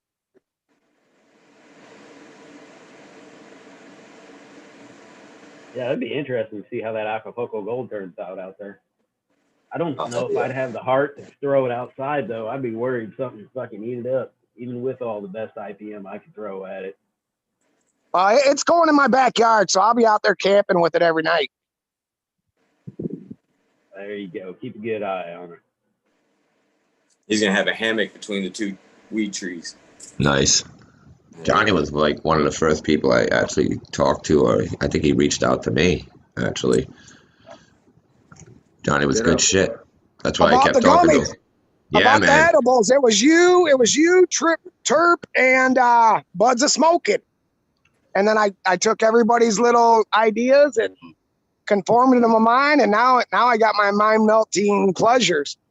Nice. Johnny hits me up almost every morning. Good shit, Johnny. I love Johnny. He's always there. Yeah. I'll second that. He's actually one of the first people to reach out to me on Cannabis through DMs. Just saying hello. How you doing? Great guy. Love him. Caribou, that day that me and Johnny bombed one of your threads was the day that we ended up. It was a Friday, and you were like, oh, you know, you want to come on? And that's how it happened. Me and Johnny would bomb people's threads like randomly, and you just happened to be the victim that day. I love it when that kind of shit happens, and if I knew how to GIF, I would get right in on it too. I don't know about doing this stuff, so I just sit there and I just piss myself laughing. It's great. Like, keep that shit up, and it's even better when you when you just say something like, it's funny when it happens to you, but it's even better when it happens to someone else, and you're just like, oh yeah, just. That's what it looks like. See, I've learned it's either depending. Everything has to stay cohesive with each GIF unless it's one of those whoever can come up with the coolest, rawest, or craziest GIF. That becomes a challenge, you know, from what I've seen. And we've had like 40, 50 GIFs whacking on somebody. Like, we've made people trend. Literally, we've made people trend just by the amount of comments and GIFs that we've gone back and forth. And if like there's 4 of us in there out of this panel that are just like bang, bang, bang, bang, bang, bang, bang, bang, bang, bang, bang, bang, bang, you know. Keeper of the Strange comes in out of nowhere, you know, he'll bomb my shit. Fucking, I get it from a lot of people, but it's great, you know. Good shit. Entertaining as fuck. I tried to do this for 2 days, dude. It drove me fucking insane. I felt horrible for you guys. You were in my private conversations, and I'm just sitting there rambling off the shit. I just fucking tried to catch up for 2 months, and I'm like, you know what? Fuck this. I'm out. News sucks. That shit's so funny. But yeah, dude, I miss being able to get on there and fucking. It was a lot easier following people, man. I'm having trouble, especially working now, like keeping up with all the people I used to follow and talk to on a regular basis. You know what I mean? Our group chat makes it really easy, but you know what I mean? Like, yeah, man, like with Buds of Smoking, it was like, damn, what happened to, you know, it's happened with a few people. Well, people sometimes have to go back to work and get their lives. I mean, shit, after work. If I had to work all day and then try to pull off a 9 p.m. show, dude, I might miss the first few weeks trying to actually build myself up to that, you know? Like, I give all you guys credit that go out, work your asses off all day, fucking come in and actually make the show. That's cool. Look at Johnny. All right, where you robbing, Johnny? Where you going to rob? Oh, shit. Look like gangbang. Damn. Right, with a weed hat. Hey, I'm 4 All my states away. crimes They are won't know because who I need am. weed. I'm 4 states away. They won't know who I am. Man, just looking at you, I know it was you. I don't know, right? I don't know, officer. It looks like that guy has the same exact tattoo as I do. That's weird. Yeah. What are the odds? Yeah. You know what was messed up when we first had to start wearing the mask? Ugh. I walked into the store that I usually go into, right? And I had the mask on and everything, right? And I don't know, I might come off a little intimidated by the way I dress when I actually leave my house and everything. And I got this crazy mask on. And I walk up and they were training this new person. And I swear to God, he leaned over to the cashier chick and he goes, should we be concerned about him? Because, I mean, I came in looking like I was ready to rob the fucking place. Like, this is how I dress, you know, but with the mask on now, you know. I even felt weird walking in there, like, but anyway, I'm in there all day so much that the girl looks over and it's like, nah, you don't got to worry about that. That's just so-and-so. He's in here every day. And I was like, what the fuck? I can't even come in here with a mask on and rob you people and you already know who the fuck I am? Like, damn. Well, that just lets you know right there, because they already know you. You ain't getting very far. Yeah, I wouldn't rob them anyway. They're great people, you know, but it's just like, geez, man, can I have a little mystery? Can't you wonder who I am under here? No, I stick out like that, dude. No matter what I'm wearing. It's usually probably because of what I'm wearing. My favorite with that was when I went to the bank, because right next to the bank sign that says no hats, no sunglasses, no face coverings was the sign saying please wear a mask. Yeah. And so I was like, well, I guess I'll put this mask on and they'll yell at me if they want to know who I am. Like, dude, it's bizarre. If I was to, like, the way they wanted us to wear it in the beginning, like, if I was to walk around like that, I would have instantly been stopped just to find out who the fuck I was. But now it's like, it doesn't have, like, cops go by, everybody's wearing fucking masks, and I'm just like, it's so weird. About 3 months ago, my ID, well, I guess my ID expired back in August, but about 3 months ago, because of the COVID, they had everything shut down. So I went to the bank to try to cash this check, and the bank lady told me, oh, you got ID? I said, yeah, it's expired. She's like, oh, that's okay. Let me just check at it and look at it. You got anything else on you? I said, yeah, I got another card on me that's got all my information. I said, it's a state issued ID, Well, if you got a FOID card, we could take that too. So I sent in my medical marijuana card with my expired ID card. And the lady says, we can't use this. I said, are you fucking serious? If I have a gun card and I have my gun pointed at you, you can cash my fucking check, but if I have my medical card and a joint hanging out my lip, you're going to fucking send me on my way? I said, what the fuck is wrong with you? And put it in drive and fucking pulled away. Sounds about right. And you know what I think is funny is, go ahead, Gary. You're going to what get I thought was funny is our like cards are like super nice. They're like nicer than our driver's licenses now. And like, I think it's harder to get a medical marijuana card in Illinois than it is, to get a driver's license. So they should take that card for everything. See, you guys, I've seen a lot of out-of-state IDs or licenses, man, and they're made really cheaply, and I'm a little baffled by that because, like, here in my state, friggin', our cards, they're like credit cards. That's my, that's fucking my ID, man. It's fucking. It's like a credit card. Here's my credit card. Ready? Like I've seen ones that was so flimsy, and I'm like, how they consider this like to survive anything? Fuck, if I accidentally left it in a wash, it would be destroyed. Mine would be fine. Hey, Prophet. Yeah. That's ours. Just nicer than the license. That's your medical marijuana? Yeah. Does that bring Yeah. flashbacks to anybody else? Yes. Fucking dude, medical marijuana, ID. Medical marijuana, ID. You know, these things that, dude, I could break into houses with my card. Like, they set me up, like, my ID. I can break it anywhere with my ID, as long as it's not a deadbolt. Up You know, here, I'm I thinking about card. It's all it is a just a slip of paper with your prescription on it, and then same with your license to be able to grow. It's just a big. It's crazy we even have to have that though. You know. Regulations. They want to know who's got what. It's Just like also- you have a gun card. Just like you have a prescription. The government knows it's shit in file, man. Everything you do is in file. They didn't want to take this card either. Oh, I wonder why. I don't know if I got mine. Can I cash my check with this? What?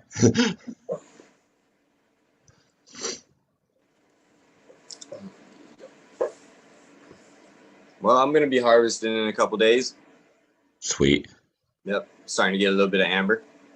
So wait another couple days. Caribou's plants are getting little cotton balls on them now, so that's exciting. I gotta get in there and do some maintenance. And yeah, I'm excited. So it'll be fun. I gotta decide what I want to do with the trim and stuff like that, because I think I'm gonna end up doing I don't know, probably I want to make some RSO probably, because I want to, if I can, you know, if I have enough, I will, but I don't know, we'll see.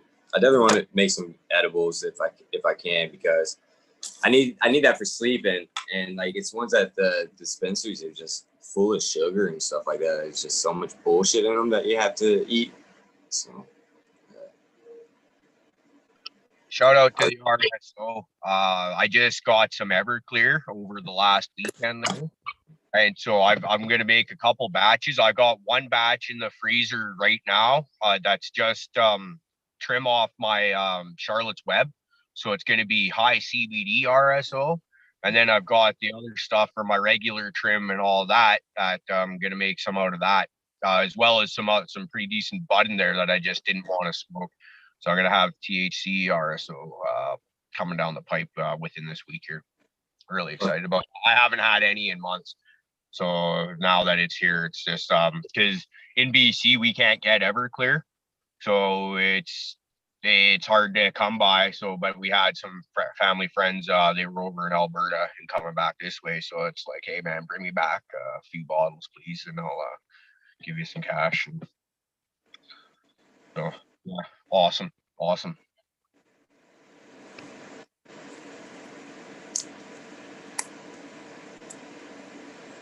well, I'll tell you what, fellas, I gotta get a bunch of stuff done before I gotta run out to the old job site. So I appreciate everybody coming on and let me hang out and stuff like that. I appreciate it. Chat.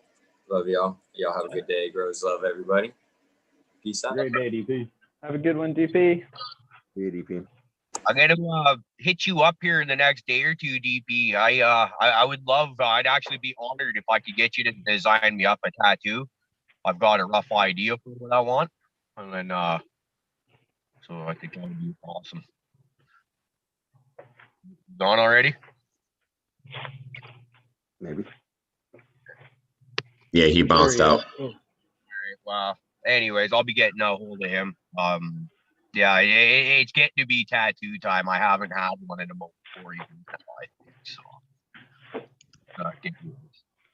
So, I'm a tattoo artist, and I still haven't had one in 4 or 5 years. I mean, after 30, 40 tattoos, man, and then when you get a certain age, it's like, you get into the start of the tattoo, and sometimes I got a tattoo myself, you know. Once I get into it, I'm just like, why the fuck did I just do this to myself? Now I got to sit here for 2 hours and hurt myself to finish. You know, like that's and then in the same though, it's like I don't know. I'm just getting to that age where I'm like, I don't want to be drilled on. I don't want to. I felt enough pain in my life, but there are tattoos I do still want. But you know, every time once I start, I'm like, wow, why the fuck did I do this to myself? Well, I'm stuck here. But that's just me. After That's so where many I'm at. tattoos, man, it'll get easier. I don't care what anybody says. Maybe for Johnny, he doesn't seem like he feels much pain in any way, shape, or form. So I've got my always had a 11, and problem. it's one of those like, there's things I want, but I don't want to go through the pain for it again. I yeah, always had a problem. I fall asleep in the chair, and usually pisses off the tattoo guy because I'll be freaking like flopped over sleeping and shit. I slept for 18 hours straight while I had two tattoo artists doing my chest at the same time. Johnny was double teamed. He's got a High tattoo five. on his ass he doesn't even know about because he fell asleep. Johnny's a masochist. He got some other things on his ass he didn't know about either because he was asleep. That's messed up, beast. I'm just playing. See, I only have 3 tattoos. Like, I had enough. And it's not even that it's the pain. I don't know. I guess after 3, I was like, I don't know that I really. I don't know. I guess I got mixed emotions. But at the same time, I've done like a flesh hook tug of war 3 times. You know, like hooks in my back, attached to another dude with hooks in his back. You know, attached to a rope, and then we pull against each other. Now I know why you was to shoving do shit that. up your ass. That's kind of I've cool. always wanted to do that suspension. That seems super cool, but I just never found anywhere to do it. My girlfriend is actually a Weird, master piercer, and she's done that a few times for people. Hooked them up with the hooks to do all that. It's some freaky ass shit, you know.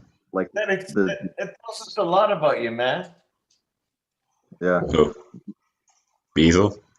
Because he wants to play tug of war, or he's played tug of war with his back skin. Yeah. Well, you know, it's just mind over matter. It's a weird feeling though to feel all your skin pull, like, you know, because Yeah. I don't know. So, like the last time, so okay, the first time I had a weight advantage. Okay, so there that. The second time,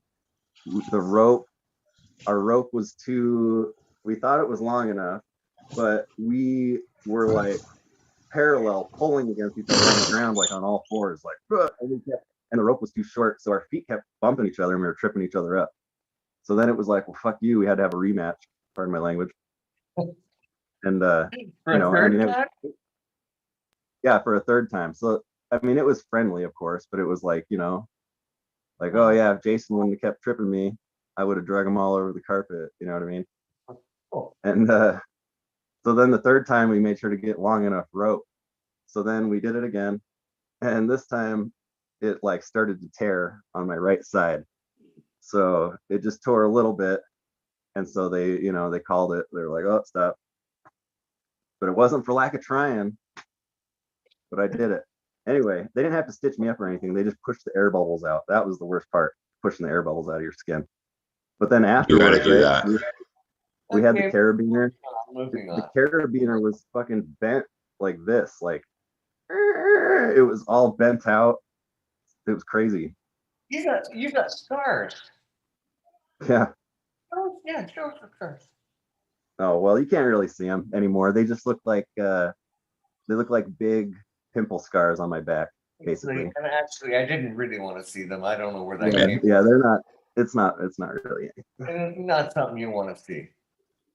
Yeah, I think Yeah. a lot of people don't realize piercing is probably just as addictive as tattoos are. And I mean, I used to have a lot of piercings. I apprenticeshiped under a piercer for a little while to do that stuff.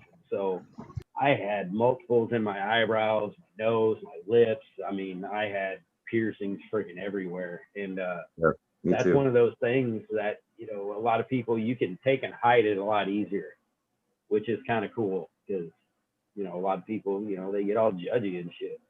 Fuck them assholes. But, you know, it's kind of cool. You can just flip, you know, your nose ring up. You know, nobody's going to see it. Yeah, you got 2 nipples pierced. Hey, ain't nobody going to see it. It's all right. I don't know. I've been stabbed. I don't like being impaled. So, you know, I'm not I do that into the often. piercings in any way, shape, or form. They might be quick or whatever, but it's just, I don't know. I'm a tattoo artist. I'm not into piercings. I never was. I had my ear pierced for a little while. You could probably pop the stud back through it, but I didn't go. I never went ballistic. You know, just couldn't do it. I had my eyebrows pierced, my nipples pierced, my nose pierced, my right ear 21 times, my left ear 13. I like pain. I had my glack neck pierced. No American Dad fans here? Come on. That's what Roger got pierced. Jeez. I had my tongue I was pierced 3 reading different chat. times. What did he have pierced? What was it? Oh yeah, I had my tongue. Thanks, hypothetical.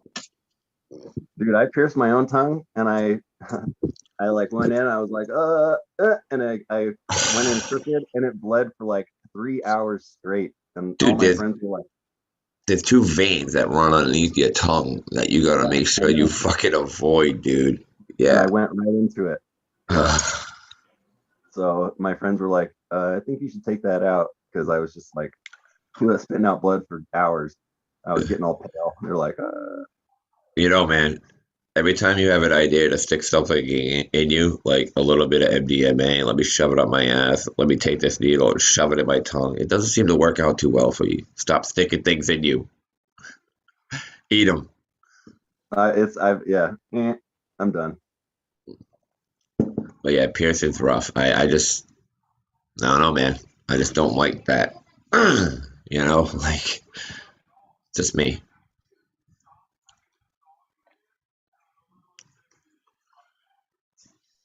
You know, I think a lot of people Yes. who, if you've ever had a tongue piercing, I think a lot of people are getting real weird about this one. It doesn't hurt. Like, you honestly almost don't even notice the needle going through on. Yeah, it was in your like butter. tongue. Yeah. Well, I Finish the statement. I'm not finishing nothing. It doesn't hurt at the time. It hurts for the next week. Yeah. No, it only gets a little sensitive for the next week. It doesn't hurt. I couldn't have a tongue ring, man. It's already hard enough for you people probably to understand me. Imagine me having a hunk of metal in my mouth that I had to work around. Oh, nobody would be able to understand a single word that came out of my mouth. That, and I noticed a lot of my friends had them, and they kept cracking their teeth with the fucking things. And I was like, yeah, I'm all set, man. I'm all set. For me, the fun was when you started stretching piercings. So when you started stretching everything out, get bigger gauges and stuff. That was the part when you really start getting into the pain. Yeah. It's not fun. My girl at the time, she had a 00 in her tongue, and I'll tell you what, in my opinion, it was just a big dry spot in the middle of her tongue, from what I could feel. Like you get the whole, oh, her tongue's pierced, blah blah blah blah. But when they start getting these bigger balls going, it's actually a space of dryness that you kind of feel. I don't know if anybody else has been through that, but yeah, she had a 00 in there, dude. And I was just like, I didn't want to say nothing, but I'm just like, wow, the bigger the tongue ring, the bigger the like dry spot that you have going on, because it's not like it's your tongue is lubricated. And yes, I'm talking oral. I'm sorry, but yeah, that's basically what I ran into. That was my big beef with the whole bigger the tongue ring on a female.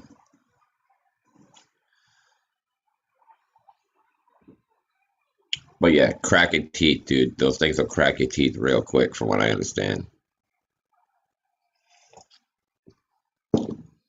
Pro tip. Yeah, I cracked my tooth once, and then I took the metal balls out of my mouth and replaced them with plastic. And, I cracked a lot less teeth, but it did still mess up my dental pretty good.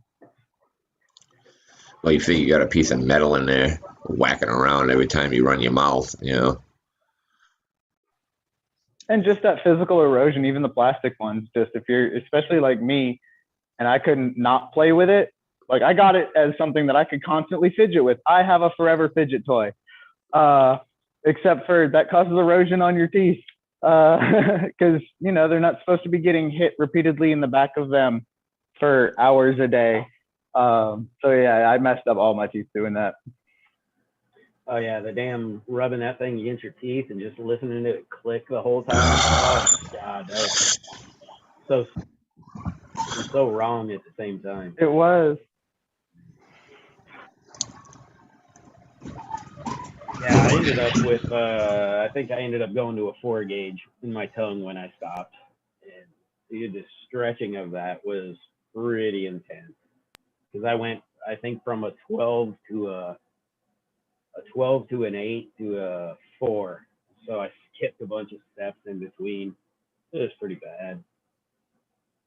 But that's part of the fun, I guess. You know, when you get into that stuff, it's really about, you know, kind of like the pain and the takes to get there. So I enjoyed it a bunch. We had somebody that would come to the shop, get pierced, and then remove it so it would heal, so he could come back in like a week or two to have it redone, just because they like the feeling of being stabbed or pierced, you know, and you only have so many spots. But yeah, he would constantly be getting fucking Wouldn't that pierced. scar tissue? Done right, I mean, you can get away scar with tissue though. it is scar tissue, but with a fucking piercing needle, you can get through that thing. A little more like into it, but you're going through it, man. I go through scar tissue with a tattoo needle. It takes a couple of applications, like, you know, for it to stay, and depending on how scarred it is, you know. But I mean, you could tattoo on the scar tissue. You could definitely push through scar tissue. I mean, I'm just gonna throw this out here. I was a intravenous drug user. I used a lot of the same spots, and they built up some serious scar tissue. And like when you go in, it's like pop through the skin. You know, you know you got scar tissue, and it'll go through, man. Believe it or not, it's a sharp ass needle. A piercing needle is a sharp ass needle, man. It'll go through. You know, most people, like when you went to do like most people's like tongue piercing, you can actually take the piercing needle, pull their tongue out, drop the needle, and it'll go right through a tongue. Like they are that sharp, and a tongue is that like easy that you can usually just almost damn near drop it right through somebody's tongue. So it might have been his tongue that he was doing. Well, and that heals quick, right? The tongue heals quick. Tongues heal super quick. So if you pull it out, it closes up fairly quickly, if I remember right. And I think he kept redoing his tongue. Like, there's just people out there, like it's the same way. Like people have like learned to like split their tongues with like a piece of like floss or like string. So they'll get a piercing. They'll take a string and then they'll just slowly like tighten, like they'll run it through their piercing hole, and then they'll just tighten it up a little at a time, and they'll actually like split the tongue in 2 pieces, and then you can actually learn to control both halves of your tongue. We use a scalpel for that. You take a scalpel and you go right down. It's cleaner. It's more surgical. But yeah, you get the split tongue going on. Stop it! You guys are getting me excited. I would never do a split tongue. Never. Not even if we microdose. No. We have a comment. I wanted it as a kid. What's up? Yeah, we got a comment from Spartan in the chat. That guy's trouble. What's he want? What else, Spartan? I have dedicated my life keeping sharp objects from my groin area. And it's Me too. Words to live by. Yeah, I mean, I got forced into surgery to remove a testicle. So does that count? I mean, I tried. I swear to God, I tried. I didn't want to go, but I needed to go. So I mean, yeah. But as a whole, I've definitely done a very good job, and I agree with him. Keep any sharp objects or crazy women away from your crotch.